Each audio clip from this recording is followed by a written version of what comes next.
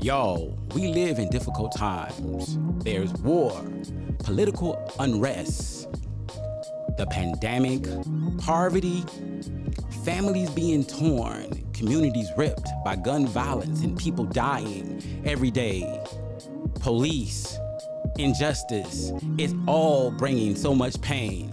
But y'all, we can look inside our minds and we can understand who we are, become better, and do this thing like we've never done it before. But it all starts with our mental health, and I know we can do it. I believe in you because I believe in me, and I believe in us.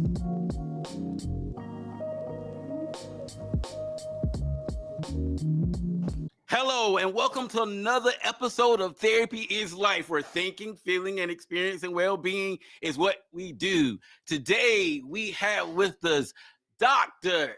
Tyffani Monford.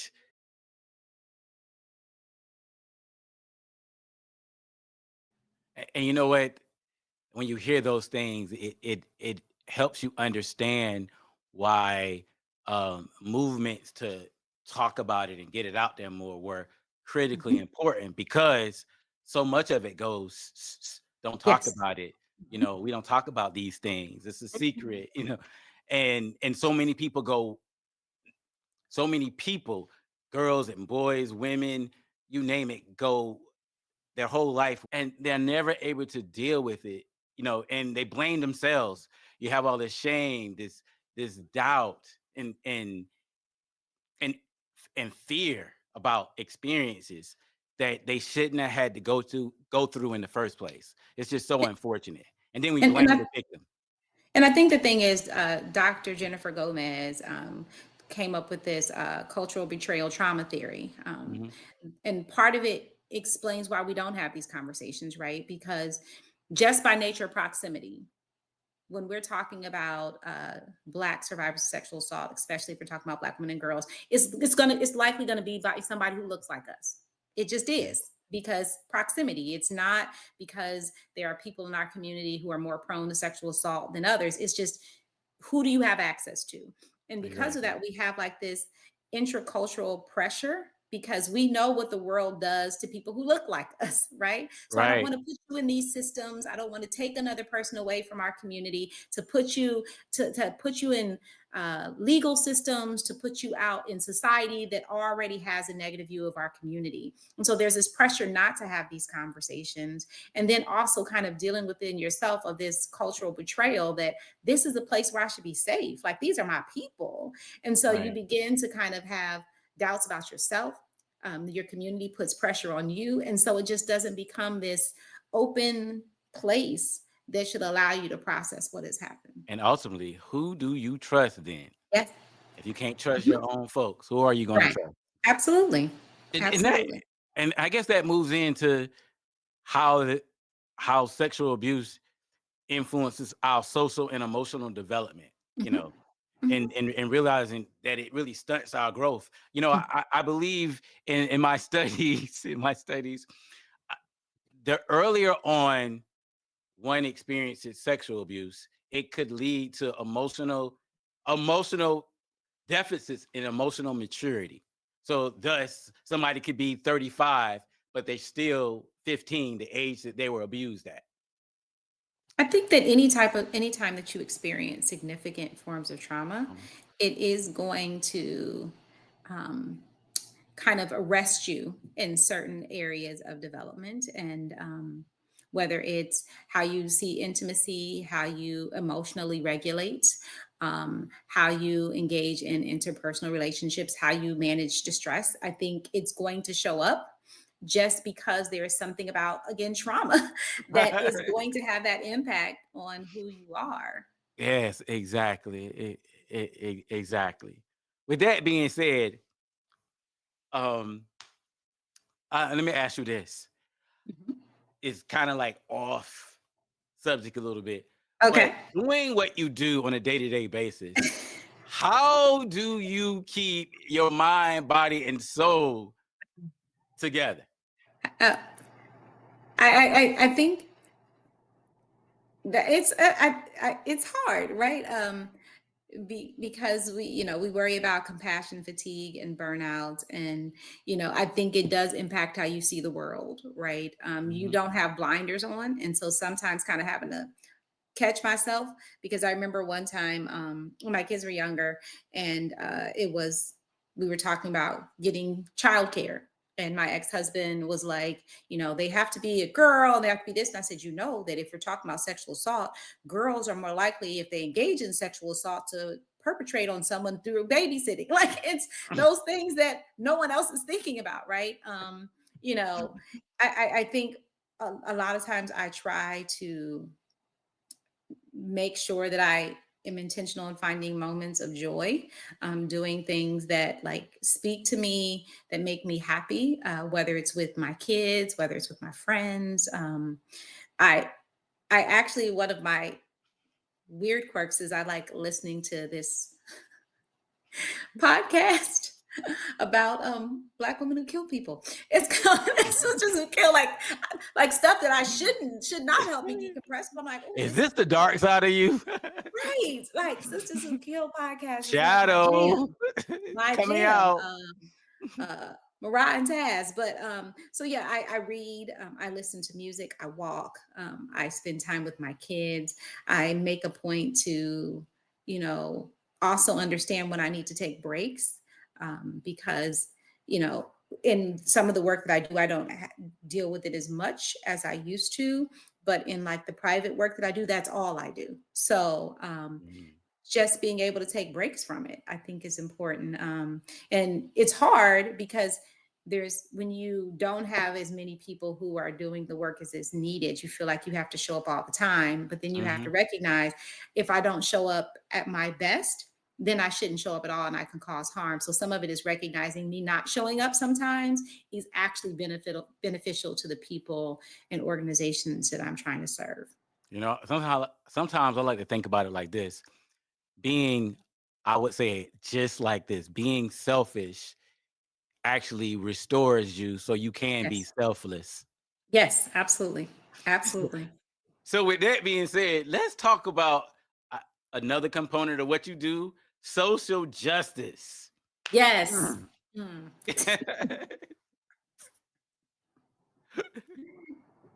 Yes, yes. So what's your take on that? Do you I, go ahead? one of the things that I always, and I was telling some of my some residents I work with the other day, I was like, you cannot work with historically excluded, marginalized, and oppressed communities and not engage in social justice, because what you're doing is you are working with them to deal with these oppressive systems, these experiences, and then you're sending them right back to deal with them all over again, right? And so part of it is this recognition that we have to, as a part of the work we do, challenge systems that are harming the people that we work with, right? That are going to re-traumatize them. I can help you deal with this, but I'm going to send you right back out there to be excluded, to be marginalized, to be oppressed all over again. And so I think part of the work and the importance, when we are truly serving the people that we choose to serve, is we have to engage in social justice work. We have to look at, and some of it is on different layers, and some of it is at that base layer of Mhm. equity, right? We don't want to have the conversation about diversity, equity, and inclusion, but even in just our practice, is this recognizing that our clients are not all the same. That's Exactly. diversity, right? That's Equity, diversity. we give them what they need. Not, we don't give everybody the same thing. Even when we're doing treatment planning, the treatment planning is individualized, which means what are your needs? And then we make sure that it's inclusive. We make sure that whatever resources that we're giving to them, whatever curricula that we're using, that it speaks to them, they see Exactly. themselves in it. And so even on that base level, pushing for that true language of what we do and saying that this is necessary work. I think when we're finding out about legislation that is harmful, or system practices that are harmful to the patients that we serve, that we talk about that harmfulness, and that we become a part of how does it psychologically impact those that we serve, and we acknowledge that, and we don't shy away from it. Exactly. Exactly. That's so important. I like to believe as a therapist, you cannot be a true devoted therapist Mhm. if you only practice inside the box of your office. Correct. I agree.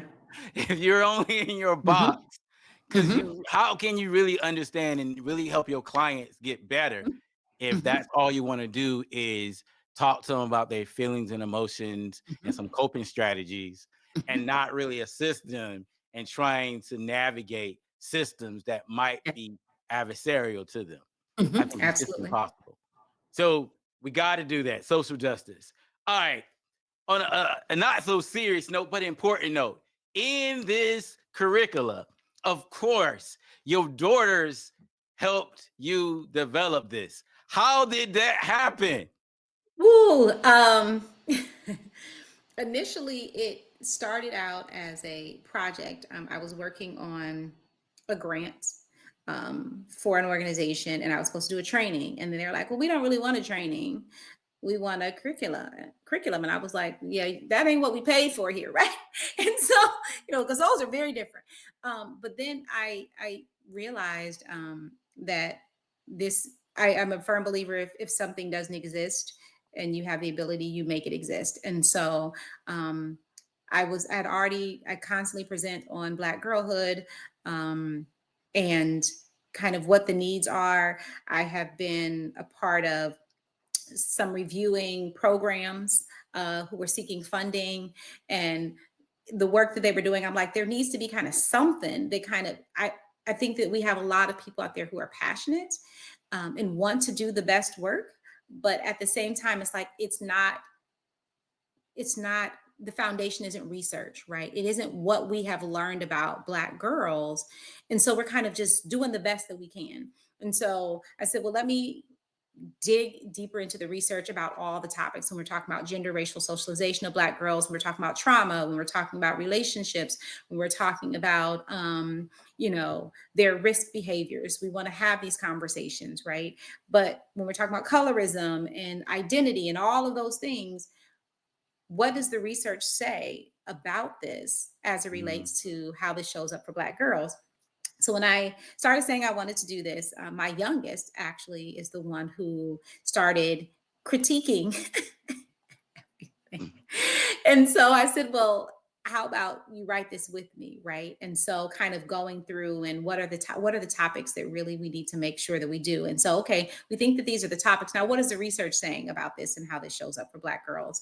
Um, the oldest jumped in a little bit later. That's why she's the with versus the mhm, and. mhm, Jumped in a little bit later and started kind of offering feedback to make sure, and incorporating how do we even present the information that makes sense to Black girls. Throughout, there are some quotes from them as well, that kind of bring some of the curricula together. But I found that it's a humbling experience to work with your kids, because everybody else is going to say, "Oh no, we can't question Dr. Tiffani." Mm-mm. If that's what she says, them two are like, "Oh, that's mom. We can question her all day," right? And so exactly. I think it made it a better resource, Gotcha. because it definitely has their voices in it as well. Gotcha. So, just talking a little bit more about some of the ways that you hope this curriculum could impact Black girls, Mhm, obviously socially, interpersonally, mental mhm, health wise. What are some of the mhm. things? What do you think are some things it might be able to provide for them? I think for one, it is created for them. I Okay. think that acknowledgement, and we've had people, especially in this backlash period Mhm, about acknowledging the need for culturally informed resources. mhm, Um, Having people say, well, if you could just say that it's a healing curriculum for girls, and it's like, no, this is for them. Like that was the first thing, is that the girls, my daughters named it. mhm. They ended up choosing the name for it. But we wanted it to be very clear, like we intentionally created this for y'all, like not anyone else. This is for you. Other people may find pieces of themselves in it, which is what Black girls have had to do historically, is Right. find pieces of themselves. It was like other people may use it, they may pull some things from it and say, yeah, this works for all girls. Great. But this specifically was designed based upon the research on you, based upon your voices. So that was a big important piece. We start off even talking about what would make this space ours, and kind of coming to an agreement of what that's going to look like and what they need from the space, what they're offering to the space, and that very clearly this is yours. And so that Mhm, is something that we wanted to very clearly create a space for Black girls in this. We also touch on topics that people don't really talk about oftentimes because, again, most curricula are for just all girls. And so those unique aspects, those cultural pieces and experiences of Black girls are found in here. So again, talking about issues of colorism, talking about their own music and the messages that are being put out about who they are and who they're supposed to be. We talk about sex. There's a chapter on sexual health that All was right, salt and informed. pepper. Yes, yes. Let's talk about sex, right? There was actually an OBGYN, a Black woman OBGYN, who said, you're not talking about sex. And one of the things we never have these conversations is about sex and Black girls. We sexualize Black girls. And that seems to be where we land, but we don't have conversations about knowing about your own body, knowing about what your own needs are, knowing even the pieces, right?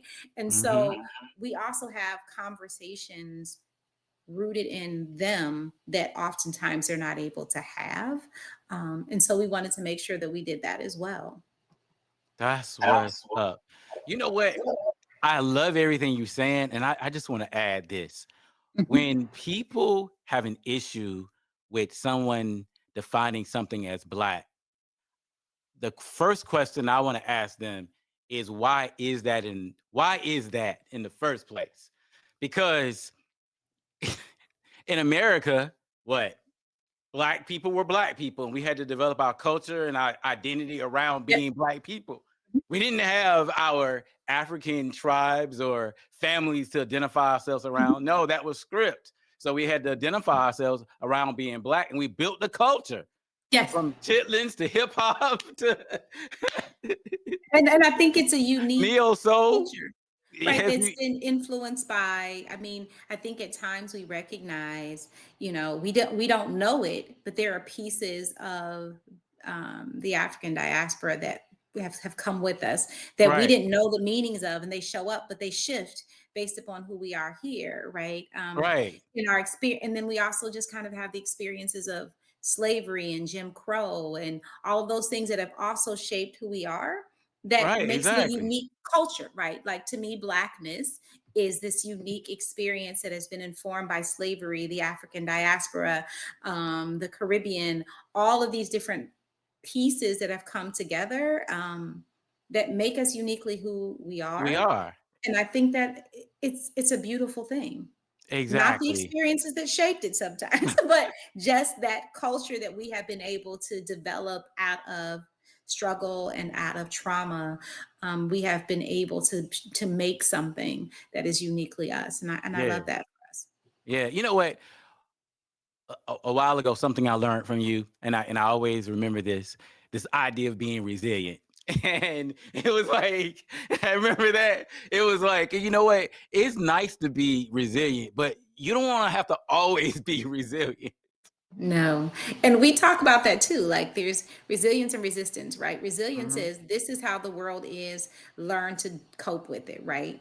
Hmm. Versus the other piece that we add of resistance is that, yes, we in this moment want to teach you how to kind of deal with all of these things that are very clearly impacting you and are trying to exclude you, marginalize you, oppress you. We need you to be able to kind of deal with it and still kind of make a way, right? But at the Hmm. same time, the resistance piece is, but it shouldn't always be like this. That what are Right. we going to do to kind of make it not always be like this? And I think, we always hear the story of, they had nothing, specifically when we're talking about Black communities, they grew up in this area, they had nothing, and, no one was around, and crime and da, but look what they did. They're resilient, and we praise that. And it's like, that's great. But can we also talk about, why did they have to grow up in a such situation like this? What were the systems that were in place that made poverty their life, that, contributed to violence in their community? What were these things? We still need to go back and say, no, the next kid shouldn't have to, versus saying they made it out so you can. And it's like, and that's great, but what should we have to make it out in the first place? So I'm big on, yeah, resilience is that first step, and then we go into resistance. Gotcha. Gotcha. Gotcha. Well, Dr. Tyffani, is there anything else you would like to add today? Um, I mean, thank you for, like, even, having me. It's always great to see your face. Yeah, it's great. I Um, mean, because I've been knowing you for a a long minute now. time. Hey, but check Yeah. this out. This is the funny thing, right? When I'm looking at myself on TV, I remember it just seemed like it was just a second ago. I was the young therapist coming up, doing my thing, and Yes. I would hear the echoes of, yeah, there's too many what you call it, quote unquote, too many therapists with the silver hair. And you was like, I don't. That ain't me. And now it's But now you. I look up and I'm like, oh boy, look what's going on here. Like, ooh. No, I rinse my hair. We ain't seeing that over here. You Not rinse. happening. Yeah, I got to rinse. I'm curious about that. I'm curious about that. Why is it like cool for a man to just let it go and let it be out there, and and and people tell you look good like that, you look good like that. With a woman, it's like, nah, I need to rinse it. I think it's kind of like I see some women with some great silver streak. It's like how it comes in. Like guys stuff seem to come in right? Ours Guys, is like here's just right here, just gonna be right here on the edges, or it's like patchy. It doesn't come in smoothly. And so at times we're like, we just go, it ain't all coming in right. So we just gonna not let it come in. So that's what. Yeah, it it's ain't so good. distinguished how it's coming in for us. Yeah. It's so good. And look, I appreciate that you was my supervisor at that Christian home. Oh boy. I appreciate We it. had a time. We had a Miss the time, baby. a lot Miss of the baby. experiences. Man, but Mhm. we can't even talk about it. Like, being a therapist is one of the craziest things. You have all these experiences, but you can't talk about it. It's like, And not. Nope. it's like, and that's the blessing about therapy. Right? You can go see a Yes. therapist and they can't talk about your business. They ain't talk about your business. Yeah, Not at and all. by the way, when I do go home, I'll turn on my TV, watch a game, Mhm. read a book, you Mhm. know, read a book or Decompress. relax, Love it. take a run, go to the gym, work out, and I won't think about this stuff. And people You say, "How gotta do you do do that. that?" People say, "Mr. Ging, how do you do that? How you do that?" It's like you have to, so you can be good when you need Yes. to be good. Absolutely.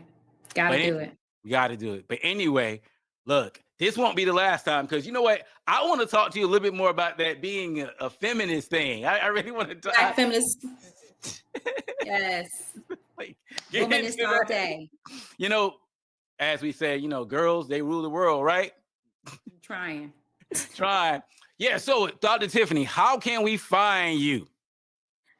You can find me on Instagram, Facebook, all the things at Dr. Tiffany. So just like that. Translation, she's easy to find. Easy to find. Easy to find. All right. This was good. Y'all, listen. If you like this episode, please like us, hit that subscribe button, come back again, and leave your comments in the comment section. I'm telling you, we always want to hear some good and bad stuff. We like it. However it comes, we just want to hear it. All right? Because then we know you're listening. All right, you take care, and y'all have a blessed evening. We'll talk to you soon. Thank you.